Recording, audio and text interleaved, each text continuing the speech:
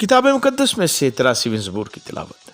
आए खुदा खामोश न रहे, आए खुदा चुपचाप न हो और खामोशी इख्तियार न कर, क्योंकि देख तेरे दुश्मन उधम मचाते हैं और तुझसे दावत रखने वालों ने सर उठाया है, क्योंकि वो तेरे लोगों के खिलाफ मकारी से मंसूबा बांधते हैं और उनके खिलाफ जो तेरी पनाह में है मशवरा करते हैं। उन्होंने कहा, आओ हम इनको काट डालें कि इनकी कौम ही न रहे और इसराइल के नाम का फिर जिक्र ना हो, क्योंकि उन्होंने एका करके आपस में मशवरा किया है।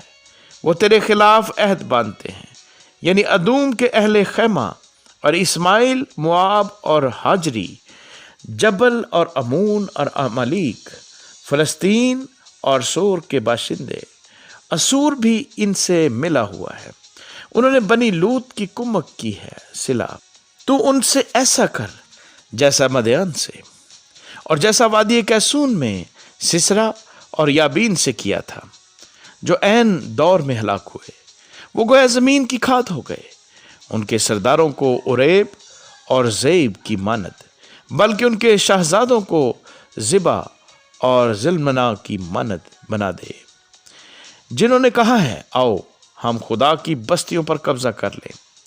ऐ मेरे खुदा, उनको बगुले की गर्द की मानद बना दे और जैसे हवा के आगे डंठल उस आग की तरह जो जंगल को जला देती है, उस शोला की तरह जो पहाड़ों में आग लगा देता है, तो इसी तरह अपनी आंधी से उनका पीछा कर और अपने तूफान से उनको परेशान कर दे।